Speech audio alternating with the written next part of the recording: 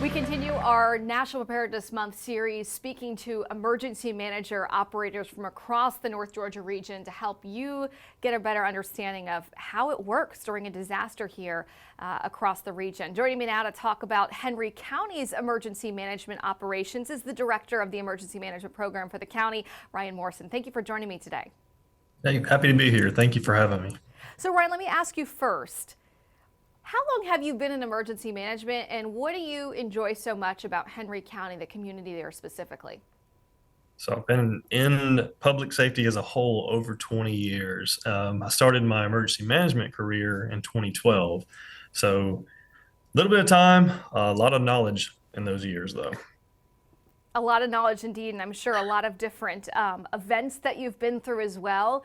What are some of the most striking weather events that you can remember from recent memory? And I think about very recent memory, the EF2 that touched down at the very end of May this year.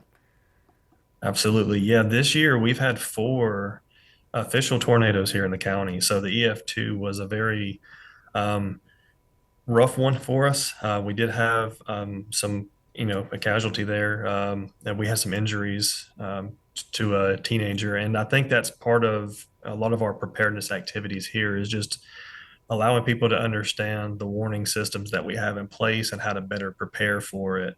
But we've had two back-to-back winter storms, which the whole metro understands that. We even had the meteorite. So we've had a little bit of everything when it comes to types of hazards here in the county, and that's just this year. Just this year, and every single year brings a new whole realm of challenges, if you will, that Mother Nature throws at us. Talking about coordination, though, how does that work in the county? Whether it be the meteorite, which was a very, you didn't expect that or have that on your bingo card, or we often expect those severe weather events. How does the coordination work in advance of a storm system, and also as it's actually playing out to make sure that you're keeping your residents safe? Absolutely. Great question. So I'm just very fortunate to be around a lot of very knowledgeable people.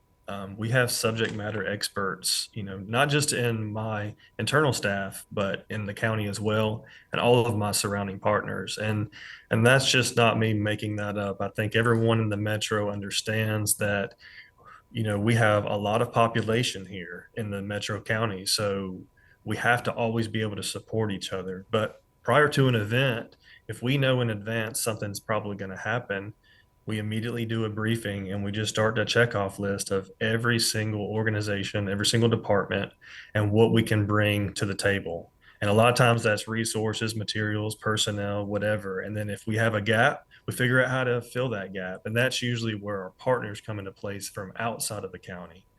And we just recently had a missing persons over the weekend, for an example. So just reaching out to our partners in Butts County and Spalding County and say, hey, can we borrow some resources for this? So it's just any type of disaster or emergency, they have our back and we have theirs. I'm just very fortunate and thankful for all of the friends and partnerships I've developed over the years. So it's really a team effort and a lot of communication as well. Ryan, let me ask you this. When you're planning ahead of maybe a hurricane or a winter storm or something where you know everybody's going to be feeling those effects, do you also coordinate in those meetings with the school system in Henry County, or who are your closest partners that you're working with? Absolutely. We coordinate with just about everyone, but school system obviously is the biggest one. Um, all of our roads are obviously a priority as well. So, in addition to the school system, we also reach out to all of our partners in GDOT just to make sure if there's any road priority that we have. I think that's big and the key for us. But, having a lot of, MOAs and MOUs in place with neighboring jurisdictions, especially if you're talking about service delivery strategies and understanding what each other's roles are from a road clearing perspective. I think that's pretty key. And for those who don't know, what's an MOA and an MOU? Oh, sorry. That's okay.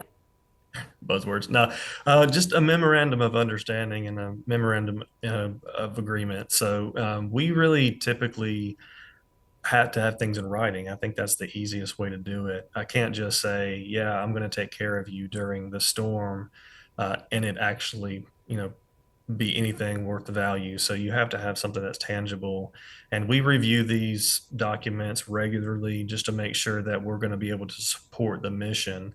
And usually these MOUs, memorandum of understanding, would be something with an outside jurisdiction or agency and say, hey, we can cover the road. We can, if it's a law enforcement matter, we can send resources over there. Fire department, a lot of things we have are also just mutual aid agreements where it's just, we respond immediately with them. So I think that's a good, I guess, a learning opportunity for the public to understand that, we plan for any type of emergency all the time. And these are just the small ones, but I can get into hazard Yeah. mitigation planning too, if you want me to go on that one next. Well, no, that makes me think, your neighboring county to the northeast, Rockdale County, they had the biolab fire last year. Was that something where you sent resources from your county? Absolutely. I can't speak too much about the fire response, but we did send some resources over there. And I know that for our county, we did operate a shelter in one of our parks and recreation facilities, and we had the American Red Cross. So that was another agreement, for example, that we were just talking about. But having those pre-established agreements, so the Red Cross was able to come in immediately. And the facility had already been checked out years prior, and we knew that it was something that we can use for making sure all the evacuees would be able to come to that location. So that was a very good opportunity to kind of understand and work together on that. Earlier, you touched on the, Georgia Department of Transportation, your local, transportation department checking for those roads that need to be cleared first during a winter event. What about flooding? I know I contacted you earlier this summer about some flooding we were concerned about. Are there certain areas of Henry County that are a little more vulnerable than others to flood, whether it be a lot of creeks or streams going through, or maybe just roadways that just don't drain off as well? Well, with any type of rain event, and I think last year during Hurricane Helene, we had, double digit inches dropping on us. So we had a lot of newer areas that we normally wouldn't see. But, and instead of focusing on one, I will say this, that the more impervious surface that we have, so, for all of the residents and citizens listening in, if you have more concrete, the water is going to have a hard time figuring out a place to go, right? So, of course, they're going to, inundate the area a lot. So we have to work on as a team, as a county, understanding ways that we can mitigate a lot of the flooding issues that we have. So we do that through hazard mitigation planning. And so we work with our water authority, with our stormwater crews and our DOT, and we identify these areas. And yes, even when we know that there's possibility of flooding, we go ahead and pre-stage barricades. We go ahead and notify all the crews so they can have some working knowledge and understand how to shut down the roads, when to shut them down, what's going to be that trigger mechanism.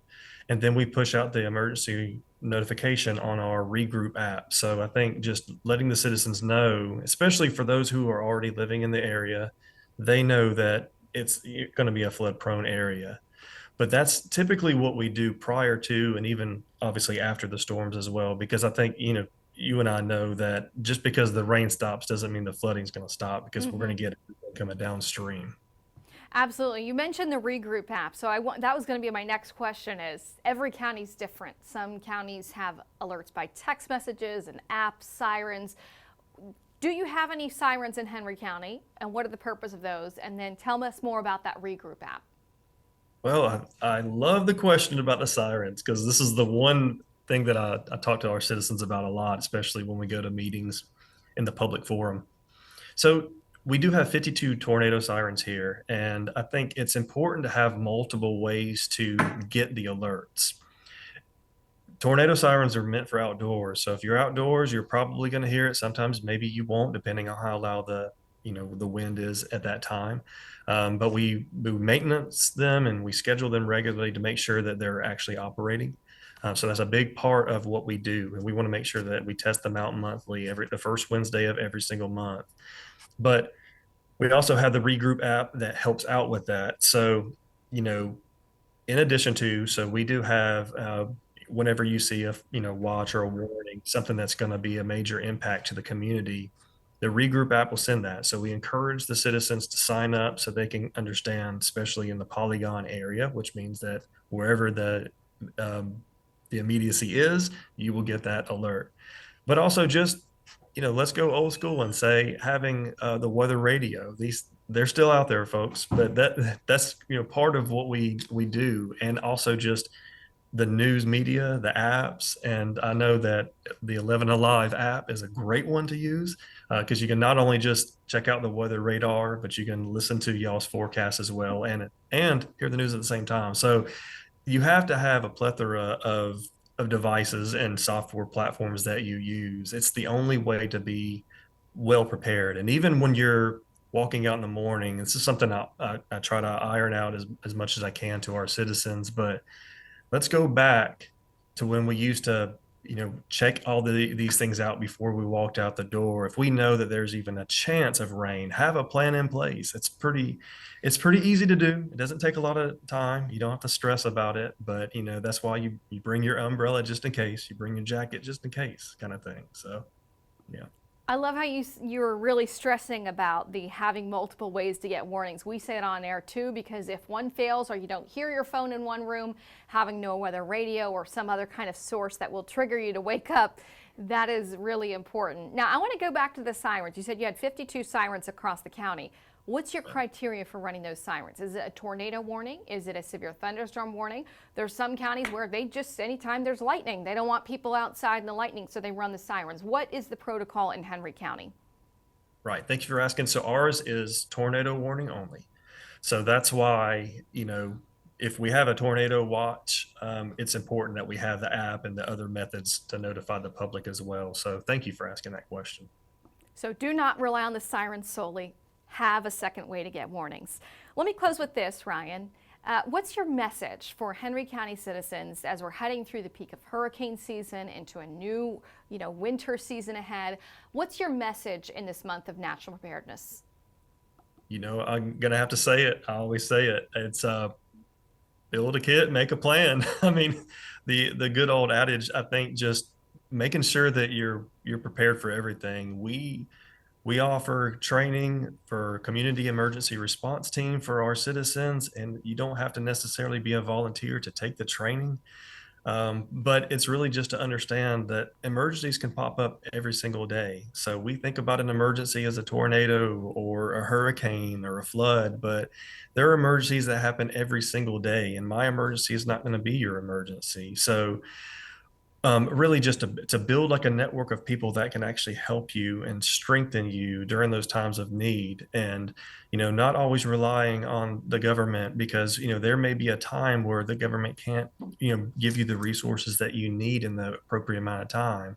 We stress that we have resources here, we have fire engines, we have police vehicles, but during an emergency, when you're talking 250,000 plus people, the resources may not get to you in time. So we always stress preparedness as much as we can, and understanding how to better protect yourself, your family, your community, and all of that. So That is so insightful. And I know I said that was the last question, but I do have one more. I was just thinking, we've got our live camera down at Echo Park Speedway, and we've got two big races that happen every single year. We've got Quaker State and the And Better Health. What about those events that happen down at the Big Motor Speedway, the Echo Park Speedway? How do you coordinate with officials on site if okay, this is going to be one of those weekends where we've got a lot of fans that are out there for an event and we could see active weather moving in? Are you working with them, or is that something where they're working more closely with the Weather Service? absolutely. And actually, we meet with them weekly. So especially leading up to the race, and not just races. They have a lot of events that happen on the weekends, car shows, festivals, things of that nature. So we've steadily been building their emergency action plan over the last year. We test it out every single time. We look for gaps. We look for things that we can make adjustments to, especially in the case of evacuations. But they've done an excellent job. We've had lightning strikes that have been encroaching, but we're pressing the importance of evacuating immediately, and they've done an incredible job over this last year, especially. So they are a great partner to have. And yes, we do actually, even during the race, we have a little team that we send inside of there as well. So we're inside of the control tower and we're checking to make sure that we're addressing all types of hazards. Weather is definitely the number one. Excellent. Ryan Morrison, Director of Emergency Management for Henry County. I really, really appreciate your time today. All right. Thank you for having me. It was great.